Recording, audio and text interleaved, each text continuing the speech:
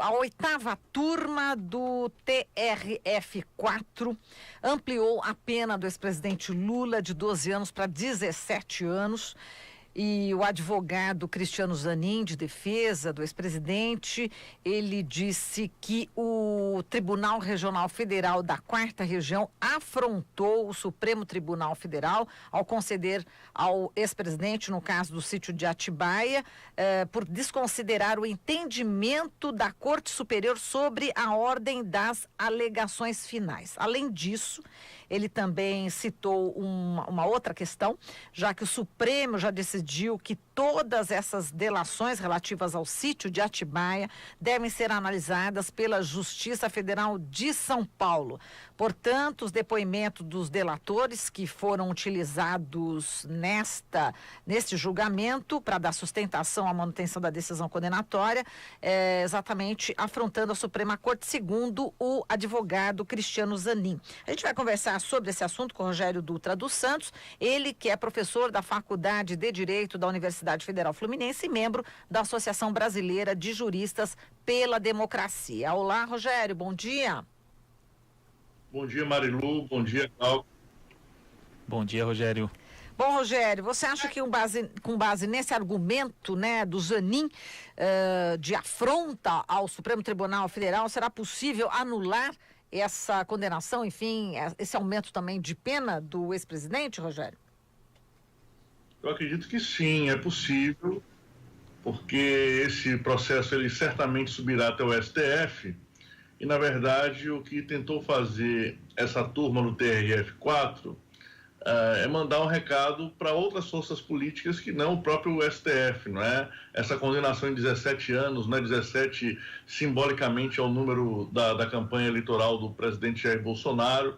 Esses desembargadores têm pretensões políticas, obviamente, e estão esperando eventualmente uma possível indicação para o STF aí do presidente da República, e eu acredito que, como sempre, esse processo está sendo usado politicamente por uma parcela aí do judiciário que está envolvida com a famigerada Operação Lava Jato. Esse processo, ele, desde o começo, ele foi eivado de problemas, de nulidades processuais. Essa que você apontou, Marilu, que é a da ausência de juiz natural, ela é uma das mais graves, né? Porque o processo ele não poderia estar originalmente em Curitiba e sim ele deveria estar em São Paulo.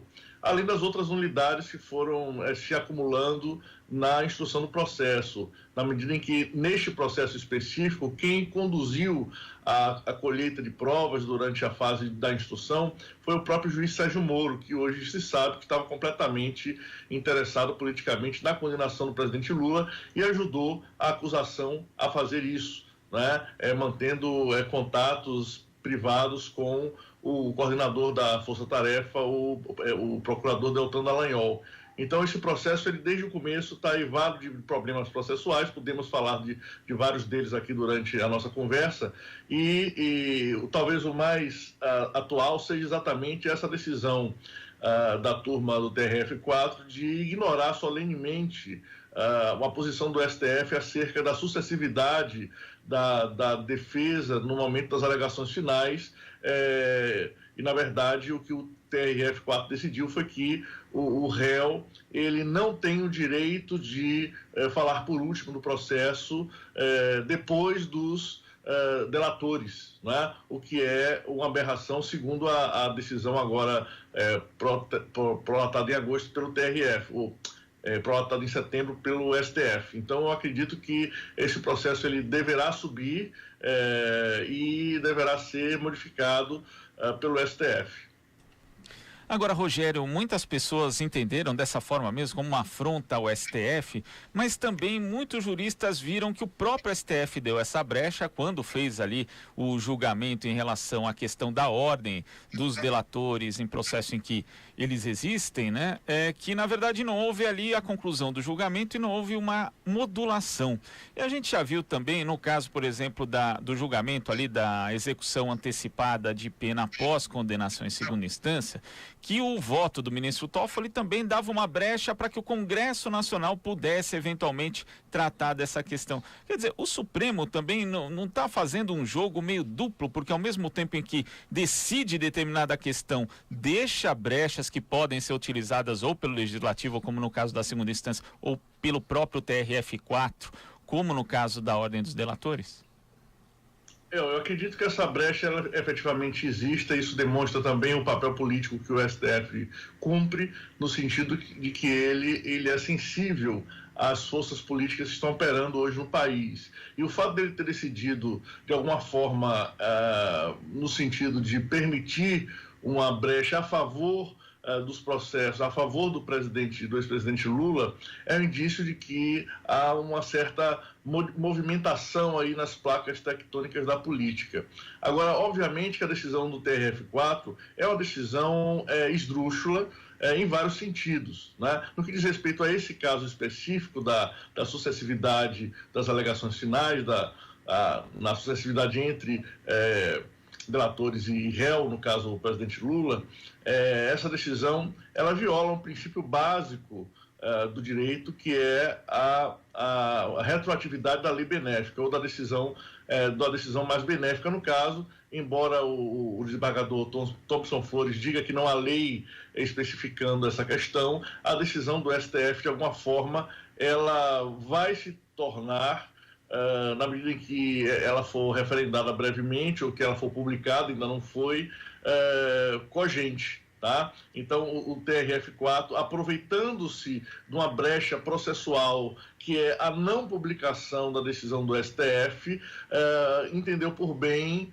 manter um entendimento prejudicial ao réu, quando o bom direito ensina que toda decisão ela deve se pautar pela utilização da situação mais benéfica ao réu. Então, o processo ele ainda está em andamento, né? Ele não foi concluído, e ele teria total condição de absorver esse novo entendimento do STF se o TRF4 estivesse disposto a funcionar não como um tribunal de exceção. Me causou muita espécie, inclusive, o fato do ministro Thompson Flores citar juristas vinculados diretamente às ditaduras anteriores que nós tivemos no país, como é o caso da sua citação do ministro Francisco Campos, que, embora realmente tenha sido um excelente jurista, foi um jurista que se notabilizou pelas decisões e pela atuação contra o Estado Democrático de Direito durante o seu período de funcionamento. Ele foi o autor da Constituição do Estado Novo, que implantou a ditadura do Estado Novo, e também foi o autor do Ato Institucional número 1 de 1964. Então, é uma coisa completamente aberrante nós termos hoje no Tribunal Federal a citação de um jurista tão vinculado, tão claramente e notoriamente vinculado aos regimes de exceção no país. Isso se coaduna, inclusive, com a própria fala do TRF4, no sentido de que, no caso dos processos em relação ao presidente Lula, se tratava de que eles tomassem medidas excepcionais, porque o caso era excepcional, né? Então, a Corte ela tem se pautado, essa Corte aí, o TRF4, essa turma do TRF4, como uma corte de exceção. E a gente tem que chamar atenção para isso, né? Porque politicamente esse tipo de atitude macula o judiciário, prejudica que nós compreendamos que o papel do judiciário é distribuir a justiça de forma equânime e, obviamente, explicita o caráter de perseguição desse processo em relação ao ex-presidente Lula. Falando nesse caráter de perseguição, Rogério, o advogado do ex-presidente Lula, Cristiano Zanin, ele salientou na entrevista coletiva que ele deu logo em seguida que esse julgamento ocorre 19 dias após Lula ter sido libertado, né, depois de 580 dias preso, e que é um recurso que foi analisado em tempo recorde. E ele diz que no momento em que estava sendo analisado esse recurso, haviam 1.941 recursos idênticos aguardando o julgamento, mas e realmente houve um atropelamento nessa fila na ordem processual, não é? E foi realmente essa fila foi desprezada. Como é que você vê essa questão também desse fato, né, desse tempo recorde, dessa celeridade no caso de julgamento do caso do presidente Lula? Se houver juízes em Berlim, né, como se diz usualmente, se ainda existir justiça no Brasil, esse processo ele será completamente anulado, como aliás deixou bastante clara a petição de defesa aí, produzida pelo advogado Zanin. Tá? É um processo que evade vícios não só processuais como materiais. Tá? É um processo em que não se comprovou o vínculo entre a suposta corrupção, né, e os supostos ganhos advindos da corrupção, né, o que se estabeleceu, como disse ontem o advogado Zanin, foi uma narrativa. Né? A narrativa é bom para você falar e escrever novela, mas não funciona, não deve funcionar, pelo menos, como fundamento probatório num processo criminal. Então, esse assodamento processual do TRF4 é uma demonstração cabal de que esse processo está sendo conduzido a partir de critérios não jurídicos e sim de critérios políticos, não é? Porque a violação da ordem do julgamento é uma decisão que vai de encontro aos procedimentos determinados formalmente pelo próprio tribunal, né? Então o tribunal viola os seus próprios procedimentos para adiantar o processo. Isso é extremamente grave, isso é extremamente assustador, nós estarmos hoje em 2019 vendo um tribunal federal, especialmente a turma do TRF4, se assodando na direção do adiantamento de um processo que a gente sabe que será um processo que, como nós vimos ontem, que geraria uma condenação. Então tem claramente aí o sinal de perseguição política, e que essa turma aí do TRF4 está extremamente frenética nessa direção. Né? Obviamente que existem objetivos políticos, não só a defesa que o TRF4 com essa decisão faz de toda a Operação Lava Jato, desconhecendo, inclusive, o que vazou nas entrevistas, nas reportagens do The Intercept, e que comprovam a maculação desse processo ab início, né? Ou seja, desde o começo, na medida em que houve uma interação ilegal, indevida entre o juiz da causa e os procuradores responsáveis pela acusação. Então, o TRF4 está não só chancelando essas ilegalidades, como está fazendo um proselitismo político, porque o que interessa, me parece, que esses desembargadores desejam com essa decisão é ficarem bem na fita com as forças políticas de plantão, no sentido de angariar algum tipo de vantagem, qual seja uma indicação eventual para o STF. Eu acho isso um absurdo. Tá? Nós temos que veementemente denunciar esse tipo de atividade política do judiciário brasileiro, porque o judiciário brasileiro ele tem que garantir a justiça para o cidadão e não simplesmente funcionar como um tribunal de exceção, como o TRF4 funcionou no dia de ontem. Mais uma vez, né? Agora, Rogério, eu queria que você comentasse também um aspecto que é a questão da sentença da juíza Gabriela Hart ter trechos copiados, né? Ela já teve uma outra sentença anulada por conta disso.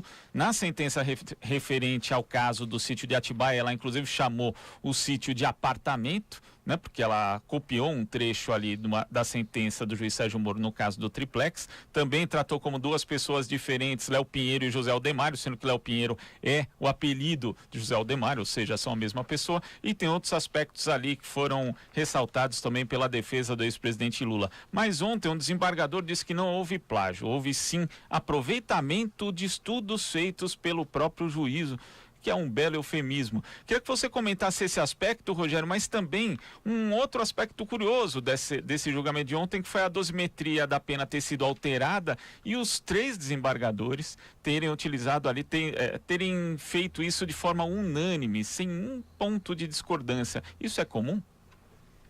Isso é comum só nos processos contra o ex-presidente Lula, como ocorreu num processo anteriormente julgado pelo TRF4, né?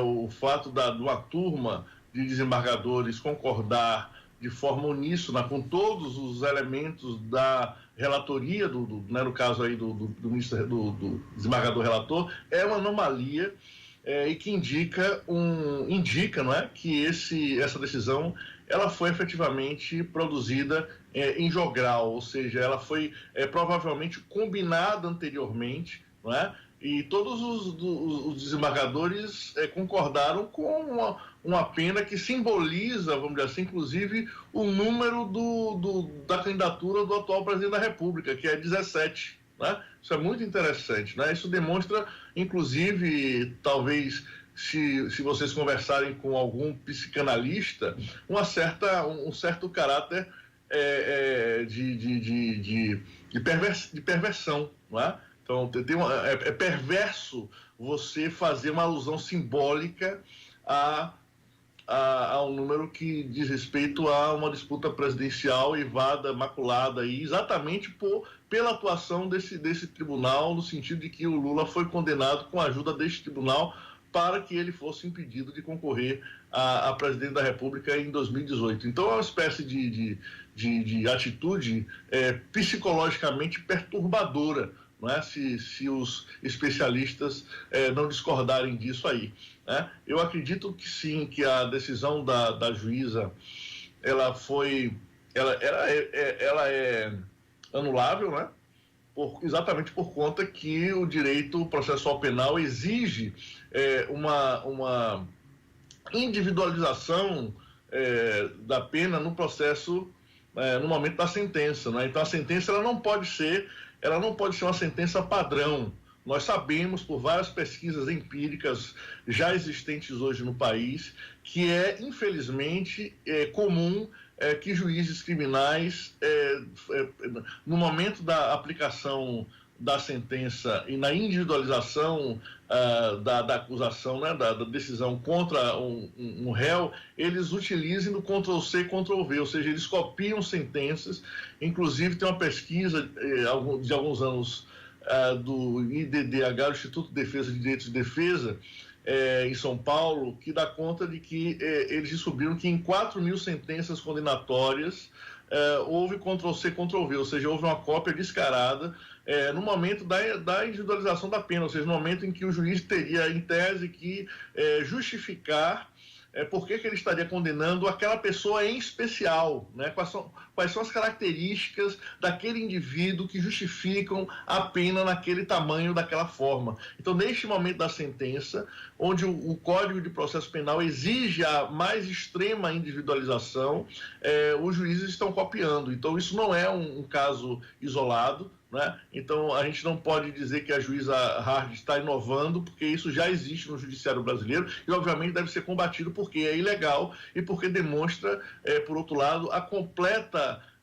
disfarçatez, né? A completa falta de responsabilidade do juiz da causa com as pessoas e os direitos de defesa das pessoas em relação às quais eles têm a responsabilidade de avaliar se houve crime ou não. Então, isso é lamentável. Essa decisão, e esse chancelamento do TRF4 também é muito anômalo, né?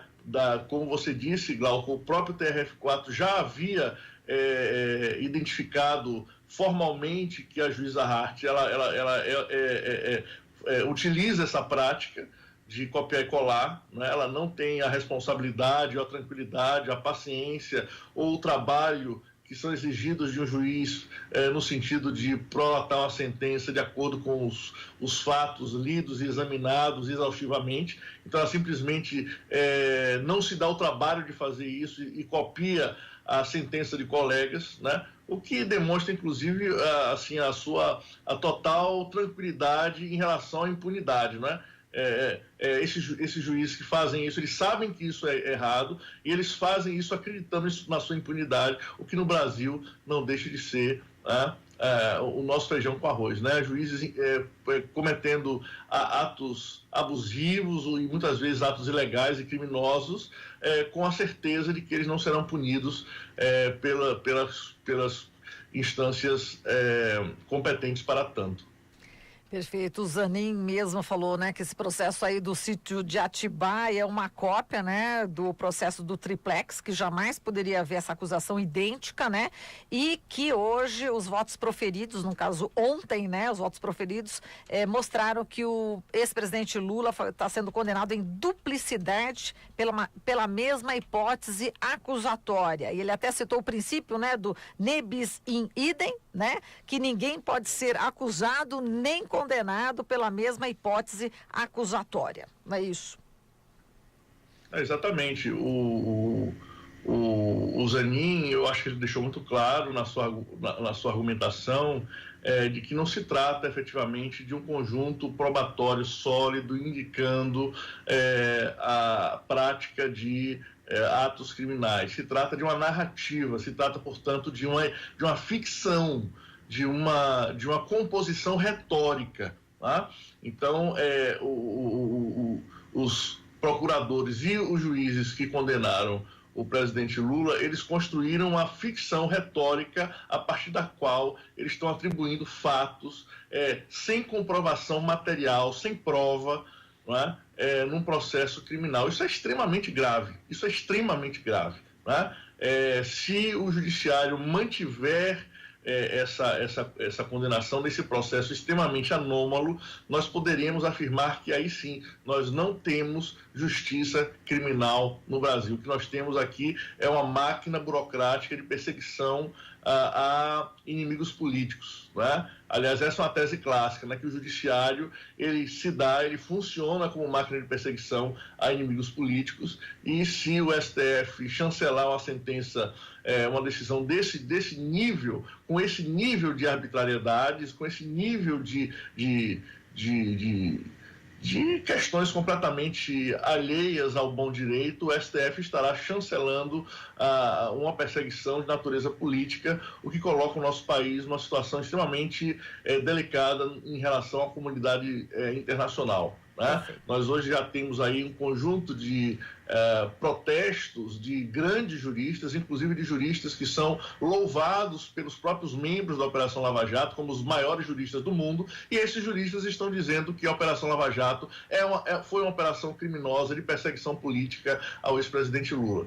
Então, se o STF chancela isso, o STF estaria, na verdade, se maculando enquanto uma corte constitucional perante os seus colegas no resto do mundo, né? O STF, eu acho que ainda tem um certo pudor e provavelmente vai tomar uma decisão em outra direção. Assim, pelo menos, eu espero.